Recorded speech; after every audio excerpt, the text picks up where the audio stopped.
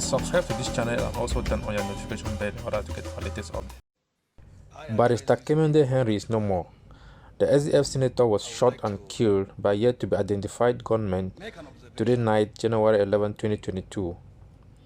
The men of the underworld took away his vehicle after taking away his life. The late Barrister was a Social Democratic Front senator who on several occasions held the National Assembly of Cameroon hostage to talk about the Anglophone crisis. This is an unfolding story, and we will be bringing you updates as events unfold. Which will make this our house respectable as it is supposed to be. This is the upper house of the parliament. And if there is any single bill, if there is any bill that has ever left the National Assembly and come here, and the upper house gives a different opinion, this is one of those bills.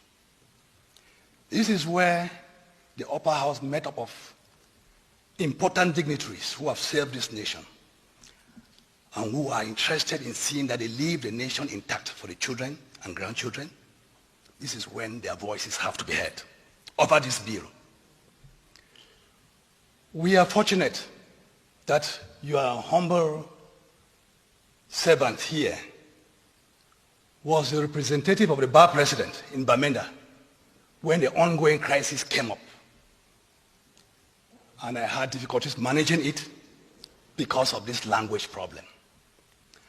And I'm lucky that the bill has met me while a parliamentarian and a senator particularly. Opinions, Mr. President, don't have colors. Your humble servant here has had the opportunity, the rare opportunity, of serving this nation, both within and out of this country.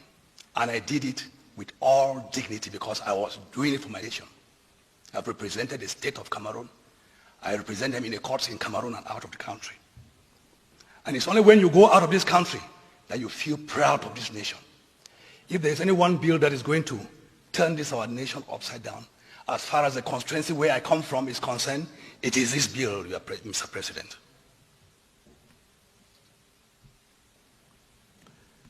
The ongoing crisis started with the failure of translated text into English and the transfer of magistrates from east of the Mongo who could not understand, who could not preside over court proceedings in English.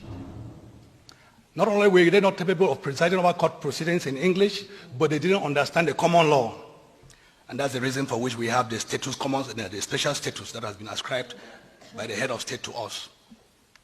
It is important that I laid this foundation before going to the merits and demerits of this bill.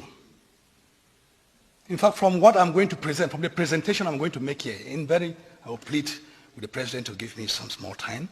With the presentation I'm going to make here, I'm going to give an analysis of this bill, and it will give reason for this House to give this bill a second thought, a second consideration, a consideration which will be different from what took place in the lower house. Mr. President, Your Excellency, Mr. Minister of Arts and Culture, going by the bill before us, the appellation even of that bill poses a problem. This bill, if it leaves this House, it is going down to the lower house for it to go to the President for promulgation, and it will become law. If it is promulgated as a law, it will really be an embarrassment to people, to legal minds who know what a legal document is supposed to contain. The nomenclature, the name of this bill, or the heading, the title of this bill is a bill on the promotion of official languages in Cameroon. In fact, under administrative law, there's what we know as judicial police and administrative police. Administrative police begins by doing sensitization before a law is passed, is brought up. It does sensitization. That is, if you are guilty of the sensitization, you are forgiven, because the state authorities are trying to sensitize the people to get ready to receive before they start receiving the penalties. That is at the level that the state officials, they are acting as administrative police. When it becomes an issue of judicial police, it is when, if you default, you are sanctioned. And that is what all legal documents are supposed to, what is called law. It must have a mechanism by which it must be enforced, without which it would not be law. With leave of the Minister of Arts and Culture, I googled the definition of law, and I came up with this definition. In quotes, the system of rules which a particular country or community recognize as regulating the actions of its members, and which, this is where the emphasis comes, and which it may enforce by the imposition of penalties. That is the definition, the legal definition of what a law is. Mr. President, Your Excellency, Mr. Minister, if this document eventually leaves this house, gets to the National Assembly, and it is sent to the President, it is promulgated as law, it will lack that very important element of what a law is supposed to be. That is, the possibility of it being enforced.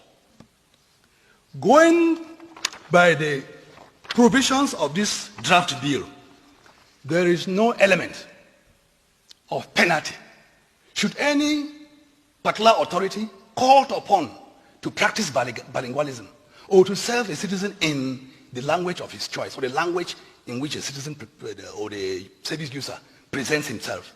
If he fails, there is no law, there's no provision here that will punish him. If there is a provision in the penal code for failure to give services in the required form, this law could have made reference to that particular penal provision in the penal code. There is no reference in this law to any penal provision that punishes any state official that will fail